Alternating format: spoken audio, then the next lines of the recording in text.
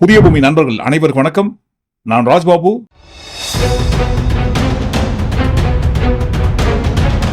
துரோகம், தமிழ்நாட்டுக்கு ஒரு கட்சி செய்கின்ற துரோகம், அதுவும் எப்படிங்க? இவங்கெல்லாம் என்னுடைய கொள்கை தலைவர்கள், வழிகாட்டும் தலைவர்கள் என்று ஏற்றுக்கொண்டு ஏமாற்றி தமிழ்நாட்டுக்கு செய்து கொண்டிருக்கும் துரோகம். இந்த துரோகத்தை குறித்த ஒரு பாதி நேற்றைய தினம் பார்த்தோம். மறுபாதியில் பாருங்க, இந்த காணொலிக்குள்ள வரப்போற எல்லா விஷயமும் சொல்றது நம்ப இல்லை, சொல்றது யாரு? விஜய் அவரே தான். அவர் சொல்றதையெல்லாம் பார்த்துட்டு இந்த மாதிரி, எந்த மாதிரிங்க, அந்த மாதிரி சொல்றது நாங்க இல்லைங்க, மக்கள் கூட கிடையாது, அவங்க கட்சியை சேர்ந்தவங்களே சொல்றாங்க. அது என்ன மாதிரி, எந்த இடத்துல, எதை குறித்து சொன்னாங்கன்றதான் பாருங்க இந்த காணொலிகளை ஒட்டுமொத்தமாக பார்க்க போறோம். அதற்கு முன்பாக நண்பர்கள் யார் யார் சப்ஸ்கிரைப் பண்ணாமல் இருக்கீங்களோ சப்ஸ்கிரைப் செய்து புதிய பூமிக்கு ஆதரவு தருமாறு கேட்டுக்கொண்டு இந்த காணொலி கொண்டு போயிடுவோம். வரலாறு தெரியாத தற்குறி, என்னப்பா இது? கோவப்படாதீங்க, முழுசா சொல்லிடுறேன். தமிழ்நாட்டோட வரலாறு தெரியாத தற்குறி, தமிழ்நாட்டை இதற்கு முன்பாக ஆட்சி செய்து வழிநடத்தி சென்ற அரசியல் தலைவர்களின் எந்த வரலாறுமே தெரியாத மொத்தமான தற்குறி. கண்டிப்பா நாங்க சொல்லலைங்க. அப்புறம் ஐயோ தனிமணி தாக்குதல் ஈடுபடுறாங்களே அப்படின்னு சொல்லிட்டு யாரும் எங்க கிட்ட சண்டைக்கு வந்துடாதீங்க. சொன்னது இவங்க தான். இப்ப இந்த ஜெனரேஷன் எடுத்துங்களா, இப்ப என்ன எடுத்துக்கிட்டீங்கன்னா, கலைஞர் அவர்கள் செய்த சாதனைகளோ இல்ல பெரியார் அவர்கள் செய்த சாதனைகளோ காமராஜர் அவர்கள் செய்த சாதனைகளோ எங்களுக்கு தெரியல.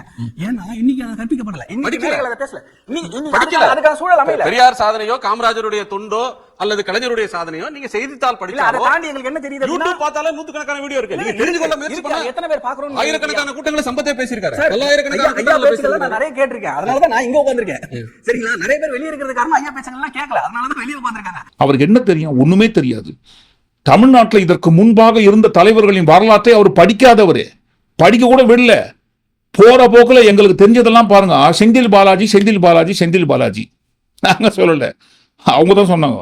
இங்க நான் என்ன சொல்றேன்னா, எங்களுக்கு கண் முன்னாடி என்ன தெரியுதுன்னா, இன்னைக்கு செந்தில் பாலாஜி அவர்கள் செய்யக்கூடிய ஊழலோ இல்ல வந்து திமுக அமைச்சர்கள் செய்யக்கூடிய ஊழலோ இதுதான் கண்ணுக்கு தெரியுதே தவிர பழைய தலைவர்கள் செய்த சாதனைகள் பெருசா தெரியல, எங்களுக்கு மறைக்கப்படுதுன்ற. இன்னைக்கு சோசியல் மீடியா யுகத்துல நான் சொல்றேன் அதுக்கு வரேன்.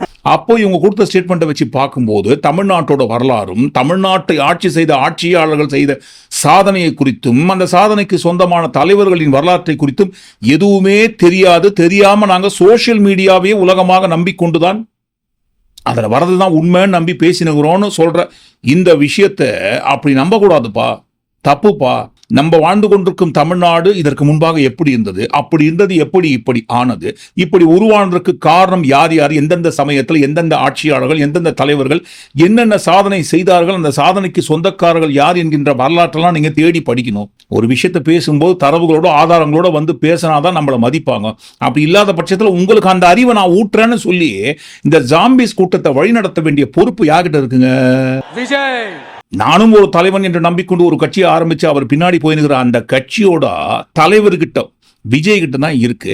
ஆனா அப்படியே அந்த ஜாம்பிஸ் கூட்டத்துக்கு அறிவை ஊட்டி வளர்க்க வேண்டிய தலைவரே என்ன மாதிரி பண்றாருங்க, என்ன மாதிரி பேசுறாருங்க போற எல்லாத்துலயும். இந்த காஞ்சிபுரம் மாவட்டத்தோட பஸ் ஸ்டாண்ட் 60 வருஷத்துக்கு முன்னாடி கட்டினதான். அண்ணா அவர்கள் ஆட்சிக்கு வந்தப்ப கட்டியிருப்பாங்க போல, அது இன்னும் புதுப்பிக்க கூட முடியாம கொள்கையா அதனப்பா கிலோ என்ன விலை என்னன்னு கேட்கிற அளவுக்கு பவள விழா பாப்பா, நீ பாசாங்க காட்டாத பாப்பா, நீ நல்லவர்கள் போல் நடிப்பதை பார்த்து நாடே நாசம் பண்ணிட்டாங்க, மோசம் பண்ணிட்டாங்க, நீ என்ன வேணாலும் சொல்லலாம். ஆக மொத்தம் அழிச்சிட்டாங்க.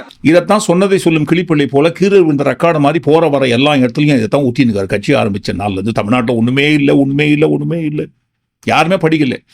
வீட்டுக்கு ஒருத்தர் டிகிரி படிக்க வைக்கிற பொறுப்பு என் தள்ள விழுந்துச்சே, கவலைப்படாதீங்க. நம்ம கட்சி ஆட்சி அமைந்த கையோடு வீட்டுக்கு ஒருத்தர் டிகிரி, மோட்டார் சைக்கிள் வாங்கி கொடுத்துட்றான், வீடு கட்டி கொடுத்துறான். தமிழ்நாட்டில் எதுவுமே இல்லாமல் 60 வருஷம் ஆட்சி செய்த ஆட்சியாளர்கள் நாசம் பண்ணி வச்சுட்டாங்களே, மோசம் பண்ணிட்டாங்களே, மொத்தமாக அழிச்சிட்டாங்களே அப்படின்னு உருட்டினுக்கிற உருட்டெல்லாம் பார்த்துங்க, மொத்தமாக உருட்டி அவர் தள்ளியே வச்சுட்டாங்க. ஸோ இங்க வந்து எல்லா தலைவர்களும் முன்னாடி செஞ்ச சாதனைகளை எடுத்து சொல்றதை தாண்டி இன்னைக்கு எதிர்ப்பு அரசியல் மட்டும்தான் பல மேடைகள் எங்களால பார்க்க முடியுது. அதுவே எங்களுக்கு பழகி போச்சு. நீங்க சோசியல் மீடியால நெகட்டிவிட்டி தான் ஈஸியா ஸ்ப்ரெட் ஆகுது, ஃபேக் நியூஸ் ஈஸியா ஸ்ப்ரெட் ஆகுது, ரொம்ப வேகமா ஸ்ப்ரெட் ஆகுது.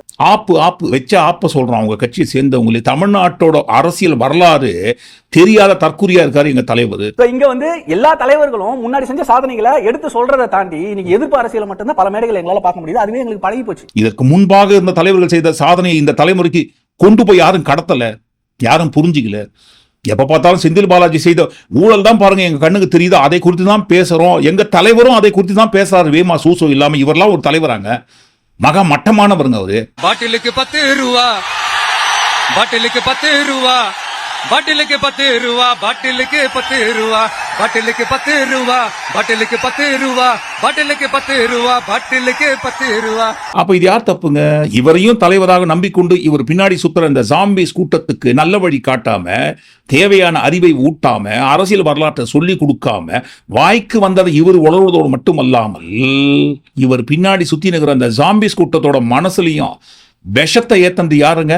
இந்த மாதிரி இவ்வளவு தடைகள் வந்திருக்கு. 25 நிமிஷம் தான் பேசணும். முன்னாடி 5 வண்டி பின்னாடி 5 வண்டி மட்டும் தான் போனோம். மத்த எல்லா கட்சிக்கும் இத பண்ணல. இந்த கட்சிக்கு மட்டும் ஏன் பண்றாங்க? பயம். அங்கிள் என்ன அங்கிள் பயமா இருக்குன்னு சொல்ல டிவிக்கு முதல்ல வந்துட்டாங்க. கூத்தாடிட்டீங்க. ஊக்குனே கூத்தாடி கட்சிக்கு தானே வந்தா. மத்த ஒரு வருஷத்துக்குள்ள தூக்கி உட்கார வச்சல. நான் உட்கார வைக்கிறேன் அந்த தளபதி.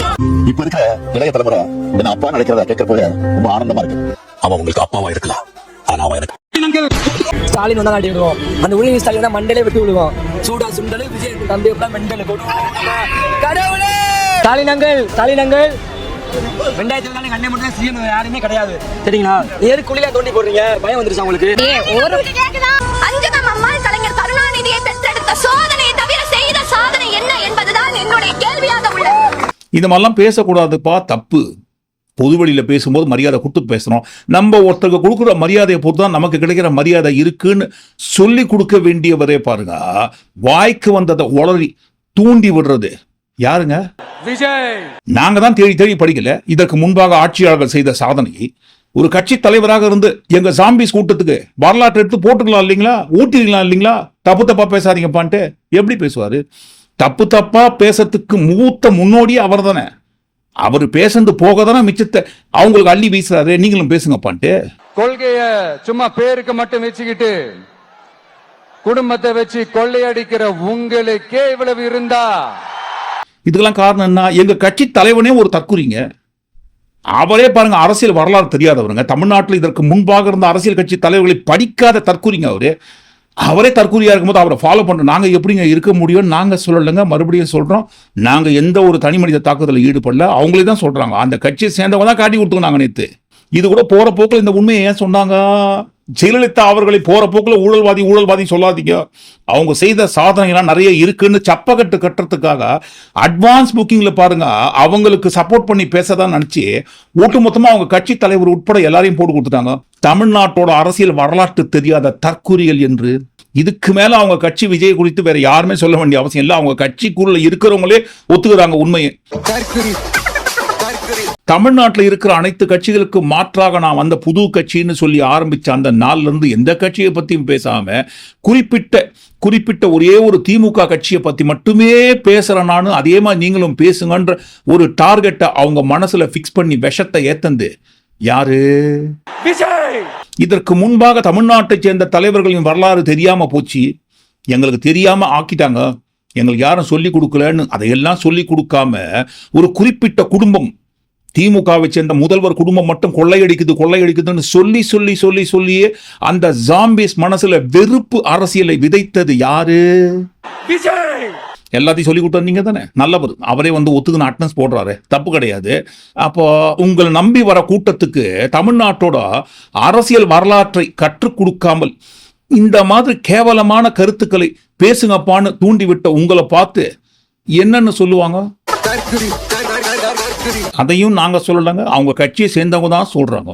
தமிழ்நாட்டை சேர்ந்த எந்த ஒரு தலைவர்களின் அரசியல் வரலாற்றை குறித்து எங்களுக்கு கற்றுக் கொடுக்காம எங்களை பாய்சனாக்கி வைத்ததோடு மட்டுமல்லாமல் எல்லாரும் எங்களை இதை போல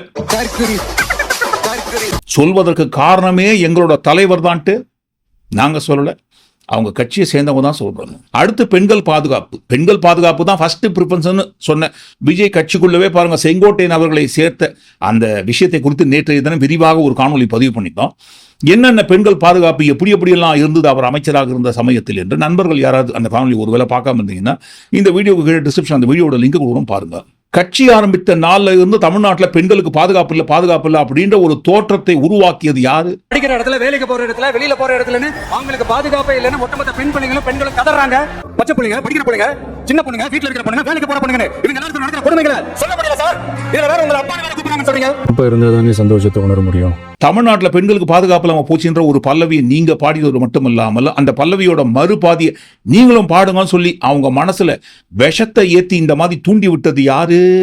குழந்தைகளை ரொம்ப இது பண்றாங்க. அவங்களுக்கு ஒரு பாதுகாப்பு வேணும். அதுக்கு டிவிக்கு விஜய் தான் வந்தா. எங்களுக்கு பெண்களுக்கு பாதுகாப்பு இல்ல. அவர் அரசியல்ல பெண்களை மட்டும்தான், குழந்தைகள் இருந்து, பெண் குழந்தைகள் இருந்து, முதியோர்கள் இருந்து, பசங்கள் இருந்து. இதே போன்றுதான் நாமக்கல், மதுரை, திண்டுக்கல் என்று பல மாவட்டங்களிலும் பல வன்கொடுமைகள் நடந்து கொண்டுதான் இருக்கின்றது. பேனா சிலைகள் வைக்க நேரமுள்ள அரசுக்கு எங்கே பெண்கள் வன்கொடுமைகளை தடுக்க நேரம் உள்ளது என்றுதான் நான் கேள்வி கேட்பேன். பாத்துக்கங்க, சுதந்திரம் கிடைச்சி என்னையா பிரயோஜனம்? நம்ம நாட்டுல, தமிழ்நாட்டுல பெண்களுக்கு பாதுகாப்பு இல்லாம போச்சு, சுதந்திரம் இல்லாம போச்சு, ரோட்ல நடக்கவே முடியல, எங்கேயுமே பாதுகாப்பு இல்லாம போச்சு போச்சு போச்சு போச்சுன்ட்டு வட மாநிலங்களை விட ஒரு மணி நேரத்துக்கு ஒரு பெண் குழந்தையும் ஒரு பெண்ணும் பாதிக்கப்படுறாங்க நம்ம தமிழ்நாட்டுல. மக்களுக்கு பாதுகாப்பு கொடுப்பீங்களா இல்ல குழந்தைகளை பாலியல் வன்கொடுமை பண்றத பாத்துட்டு இருப்பீங்களா? சுதந்திரம் பெற்று என்னங்க பிரயோஜனம்? ஒரு பொம்பளை தனியா ரோட்ல நடக்க முடியல, வீட்டுல நடக்க முடியல, தெருவுல நடக்க முடியலன்னா என்னங்க சுதந்திரம்? இதெல்லாம் மாறணும். தலைவர் தளபதி எல்லாத்தையும் மாத்துவாரு. எல்லாருக்குமே தெரியும், என்சிஆர்பி ரெக்கார்ட் எடுத்து பார்த்தா பிஸ்கெட் ஜேபி கட்சி ஆட்சி பண்ற மாநிலம் தான் பாருங்க 1 to 10 கண்டிப்பா பெண்களுக்கு பாதுகாப்பு இல்லாத மாநிலமாக இருக்கும்னு சொல்லி அதையெல்லாம் தாண்டி நம்பர் 1 இடத்துல பெண்களுக்கு பாதுகாப்பு இல்லாத மாநிலமாக உருவாகிவிட்டது என்கின்ற கேவலமான ஒரு தோற்றத்தை உருவாக்க கத்து கொடுத்தது யாரு? இப்படி பாதுகாப்பு இல்ல தமிழ்நாட்டில் பெண்களுக்கு பாதுகாப்பே இல்லாம போச்சின்னு சொல்லி சொல்ற அந்த இடத்துல பாதுகாப்பாகத்தான் பாருங்க நின்றுறாங்க கூட்டமா பெண்கள் எல்லாரும் ரோட்ல. வட மாநிலங்கள் பக்கம் போங்க, முக்கியமா பிஸ்கெட் ஜேபி கட்சி ஆட்சி பண்ற மாநிலங்கள்ல கும்பலா கூட்டா போய் நில்லுங்க பார்க்கலாம். பெண்கள் நடு ரோட்ல என்ன ஆகும்ட்டு மல்யுத்த வீராங்கனைகளுக்கு நடந்த கொடுமை நாடு முழுக்க தெரியும். ஆனா பாருங்க, தமிழ்நாட்டில் பாதுகாப்பாக நின்று கொண்டே பாதுகாப்பு இல்லாம போச்சுன்ற ஒரு பல்லவிய பாட சொல்லி அவங்களுக்கு விஷத்தை எழுதி கொடுத்தது யாரு? நீங்க தானே. அப்ப பெண்களுக்கு பாதுகாப்பாக இருக்கிற ஒரு மாநிலத்துல பெண்களுக்கு பாதுகாப்பு இல்லாம போச்சுன்னு பொய்யான கதையை உருட்டுற உங்களை பார்த்து என்ன சொல்லுவாங்க? சரி, தமிழ்நாட்டில் பெண்களுக்கு பாதுகாப்பு இல்லாம போச்சுன்னு சொல்லி கோவை மாணவி பாலியல் வன்கொடுமையை எதிர்த்து நடத்துற அந்த ஆர்ப்பாட்டத்துல சிரிச்சுக்கிறாங்க பாருங்க. எப்படி விழுந்து சிரிக்கிறாங்க. சிரிப்பா அந்த மாதிரி ஒரு சிரிப்பு. பேஸ்ட் இதை நினைச்சு சிரிக்கிறாங்கன்னு அவங்களுக்கே தெரியல, நம்மளுக்கு எப்படி தெரியும்? பாத்துக்கோங்க. ஃபியூச்சர் சிஎம் அப்படின்னு சொல்லின்னு இருக்கிற அந்த கட்சி ஒரு ஆர்ப்பாட்டம் நடத்துறாங்க பாலியல் வன்கொடுமையை எதிர்த்து. அந்த ஆர்ப்பாட்டத்தில் நின்று கொண்டு இவ்வளவு கேவலமா சிரிக்கிற அளவுக்கு உண்டான ட்ரைனிங்க வளர்த்து வச்சது யாரு? அப்ப பெண்களுக்கு ஆதரவாக போராட்டம் பண்றோம்னு சொல்ற அந்த இடத்துல இந்த மாதிரி விழுந்து ஓப்பனா கேமராவுக்கு முன்னாடி சிரிக்கிற உங்களெல்லாம் பார்த்தா என்னன்னு சொல்லுவாங்க? சரி, அரசியல் வரலாறு தான் எங்க கட்சி தலைவர் விஜய்க்கு தெரியாதுன்னு பார்த்தா அவர் ஒரு ஏமாற்றுக்காரர், அவர் ஒரு ஏமாற்று பேர் வழி. நாங்க சொல்லல, அவங்க கட்சியை சேர்ந்தவங்க தான் சொல்றாங்க. ஊர்ல இருக்கிற எல்லா கட்சிக்கு சொந்தமான தலைவர்களின் புகைப்படத்தை வைத்துக்கொண்டு நானும் திராவிட கட்சி மாதிரி தான் அப்படின்னு ஏமாத்தினுக்காரு. யாரு? முஸ்தபா அவர்கள் சொன்னது. தமிழ்நாட்டு அரசியல் களத்துல நீங்க திராவிட இயக்கம், இன்னைக்கு அண்ணா என் கூட இருக்கிறார், பெரியார் என் கூட இருக்கிறார், நானும் திராவிட இயக்கம் தான் அப்படின்னு மரியாதைக்குரிய விஜய் அவர்கள் தமிழக அரசியல் களத்துல கலங்காண்டார். அப்போ எல்லா கோட்பாட்டிலும் எல்லா விஷயத்திலும் தமிழக மக்களின் நலத்திலையும் தமிழக வெற்றி கழகம் திமுகவை எதிர்க்கக்கூடிய திசையில இருக்கிறது இன்னைக்கு கூர்மையாக எதிர்க்கிறாங்க. அப்ப யோசிச்சு பாருங்க, பீமா சூசோ இல்லாம இப்படி எல்லாம் இருப்பதற்கு மூல காரணமாக இருக்கிற அந்த கட்சியோட தலைவர் யாரு? சரி, அதுவும் ஒரு ஓரமா இருக்கட்டும். அது என்னங்க? அது நேர்மையான தேர்தல் நடத்த போறாங்களா? நேர்மையான ஆட்சி, அதுவும் எப்படி? எந்த தேர்தலை உதாரணமா குறிப்பிட்டு சொன்னாங்க பாருங்க. இந்த வாக்காளருக்கு ஒரு நம்பிக்கை வேணும், அந்த வாக்காளருக்கு நம்ம செய்யறதுல ஒரு திருப்தி வேணும். இப்ப பீகார் எலெக்ஷன்ல ரெண்டு மெயின் டைம்ஸ் ஹிந்துல டிகோட் பண்ணாங்க. இந்த எலெக்ஷன் வெற்றிக்கு காரணமே மக்கள் நம்பிக்கை வச்சிருந்தாங்க. அப்புறம் அவங்க செய்த வேலையில திருப்தி இருந்தது. அதே மக்கள் தாவேகா மேல, தலைவர் மேல நம்பிக்கை வைக்கிறாங்க. அப்புறம் தாவேகா முன்னெடுக்கிற இதுல நம்பிக்கை வைக்க போதும். இது போதும். ஆரம்பத்திலே சொன்னோம் இல்லைங்களா, ஒரு அரசியல் கட்சி தமிழ்நாட்டுக்கு இதுக்கு மேல துரோகம் செய்யவே முடியாதுன்ட்டு. அந்த துரோகம் இந்த துரோகம் தான். எந்த நேர்மையான தேர்தலை உதாரணமாக குறிப்பிட்டு அதே மாதிரி ஒரு நேர்மையான தேர்தலை நடத்த போறதா பீமா சூசோ இல்லாம சொல்றாங்க. பீகார் மாநிலத்தில் நடந்த நேர்மையான தேர்தலை ஒப்பிட்டு நாடு முழுக்க எல்லாருக்குமே தெரியும் பீகார் மாநில தேர்தல் எப்பேற்பட்ட நேர்மையாக நடத்தப்பட்ட தேர்தல் என்று. இன்றைக்கும் பாருங்க, பீகார் மாநிலத்தில் நடத்தப்பட்ட எஸ்ஐஆரை முன்னுதாரணமாக கொண்டுதான் தமிழ்நாட்டிலேயே எஸ்ஐஆர் பண்றோம்னு சொல்ற அந்த பீகார் மாநிலத்தில் நடத்தப்பட்ட எஸ்ஐஆருக்கு பிறகு வாக்காளர் பட்டியலில் இருக்கும் முறைகேடுகள் குவிஞ்சு இருக்கு பாருங்க. தமிழ்நாட்டில் எதுக்காக எஸ்ஐஆர் கொண்டு வந்திருக்கோம்? போலி வாக்காளர்களை நீக்குவதற்காக. ஒரே வீட்டுக்குள்ள போய் 33 பேர் இருக்காங்க. அதெல்லாம் உங்களுக்கு வேணுமா? நீங்க இறந்து போனவங்க எல்லாம் பட்டியல வச்சுன்னு கள்ள ஓட்டு போட்டுக்கிறீங்களா? ஓச்சோரி பண்ணி தான் நீங்க ஜெயிச்சிங்களா? திரும்ப அந்த ஓட்டையே கள்ள ஓட்டுகளையே போட்டு ஜெயிக்கிறதுக்காகத்தான் எஸ்ஐஆருக்கு தடையா இருக்கீங்களா அப்படின்னு 7-8 ஸ்வரங்கள் எல்லாத்தையும் மிக்ஸ் பண்ணி இழுத்து பேசினே இருந்தாங்களே வேமா சூசோ இல்லாம நிதியமைச்சர் நிர்மலா சீதாராமன் அவர்கள். பீகார் மாநிலத்தில் எஸ்ஐஆர் பண்ணிட்டாங்க இல்லைங்களா? அப்ப வாக்காளர் பட்டியல் நீட்டா இருக்கணும் இல்லைங்களே. பராச்சத்தி அப்படின்ற ஒரு தொகுதி பீகார் மாநிலத்தில், அந்த தொகுதியில் பூத்து நம்பர் 161, வீட்டு நம்பர் 6.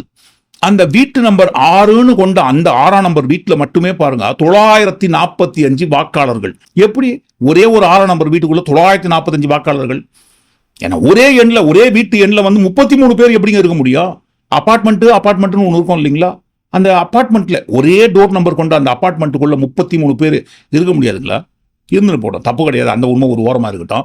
33 பேரே பெரிய நம்பர்னு சொன்னா அப்போ ஒரே 6ஆம் நம்பர் வீட்டுக்குள்ள 945 எப்பேற்பட்ட நம்பர் பெருசு.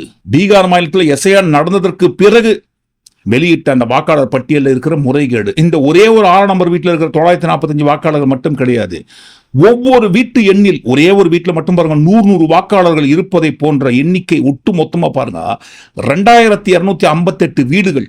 எப்படி இதெல்லாம்? ஏதோ எஸ்ஐஆர் பண்ணும்போது 2-3 வீடு கணக்கு வீடா வாங்கின கணக்குல ஆடிட்டிங்ல விட்டு போற மாதிரி ஏதோ விட்டு போச்சு, ஒரு நம்பர் 2 நம்பர் 3 நம்பர். ஆனா பாருங்க 2258 வீடுகள்ல ஒவ்வொரு வீட்லயும் 100 வாக்காளர்கள் குவிச்சு வச்சிருக்காங்க. இப்பேற்பட்ட நேர்மையான எஸ்ஐஆர் அந்த பீகார்ல நடந்த எஸ்ஐஆர்.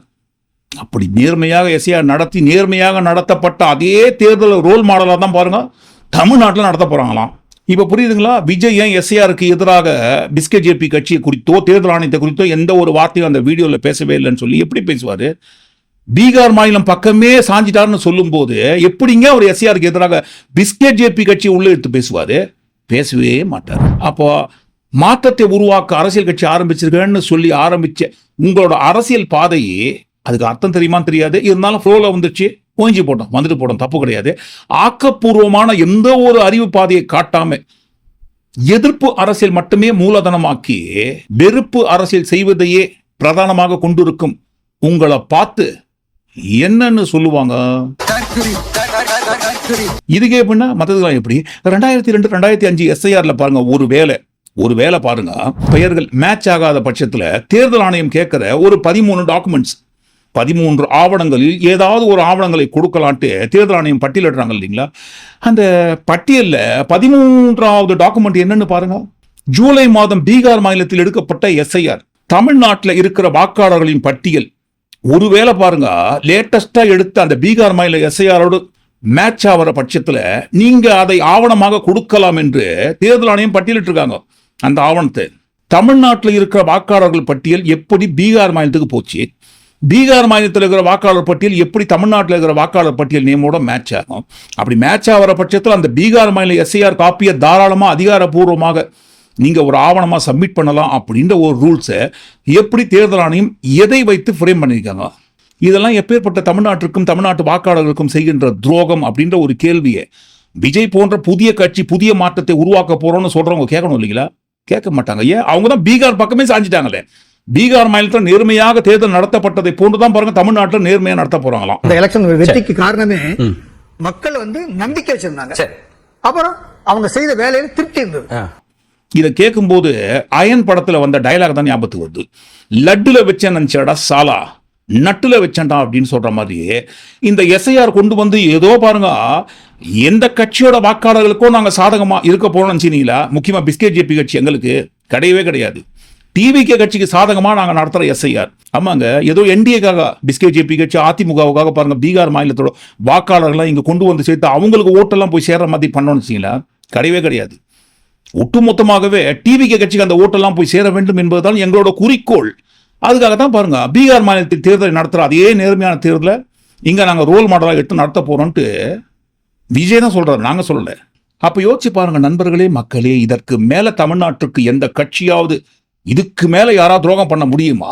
இது எல்லாத்தையும் தாண்டி பீகார் தேர்தல் ரொம்ப நேர்மையாக நடந்தது. அந்த நேர்மைக்கு காரணம் மக்கள் அவர்கள் மீது வைத்திருந்த நம்பிக்கை, அவங்க செய்த நல்ல செயல் அப்படின்ற ஒரு விஷயத்தை சொல்லி கொடுத்தது யாரு? அப்ப எல்லாத்தையும் ஒட்டுமொத்தமா கூட்டி கழிச்சு வச்சு பார்க்கும்போது இவங்க எல்லாருமே நாக்பூர் அடிமைகள் என்று இதை தாண்டி நிரூபிக்கிறதுக்கு எந்த உண்மையா தேவையா? அப்ப யோசிச்சு பாருங்க, தமிழ்நாட்டுக்கும் தமிழ்நாட்டு மக்களுக்கும் இதை தாண்டி வேற எந்த கட்சியாவது இதற்கு மேல துரோகம் பண்ண முடியுமா? பீகாரில் ஜெயிச்சதுக்கு காரணமே பாருங்க, மக்கள் வைத்த நம்பிக்கை. அதே போன்ற ஒரு நம்பிக்கை இங்க கொண்டு வரணும்னு சொல்லக்கூடிய, இதெல்லாம் ஒரு நம்பிக்கைன்னு சொல்ற உங்களை பார்த்து என்ன சொல்லுவாங்க? அப்ப உங்களை பார்த்தே அந்த மாதிரி சொல்றாங்கன்னு சொன்னா, உங்க பேச்சை கேட்டுட்டு இதுதான்ப்பா அரசியல், இதுதான்ப்பா இப்போதைய தமிழ்நாடு, இதைதான் நம்ம நம்பணும் அப்படின்னு நம்புங்கன்னு சொல்லி கொடுத்த உங்களை ஃபாலோ பண்ற அந்த கூட்டத்தை பார்த்து என்னன்னு சொல்லுவாங்க மொத்தமா?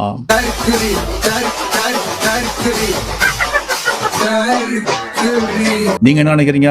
ஒட்டுமொத்தமா எல்லாத்தையும் கூட்டி கழிச்சு இந்த காணொலிக்குள்ள வந்த எல்லா விஷயங்களை குறித்து நீங்க என்ன நினைக்கிறீங்க? கண்டிப்பா உங்க கருத்துக்கள் பதிவு பண்ணுங்க. மீண்டும் இன்னொரு காணொலி நாம் சந்திப்போம். நன்றி, வணக்கம்.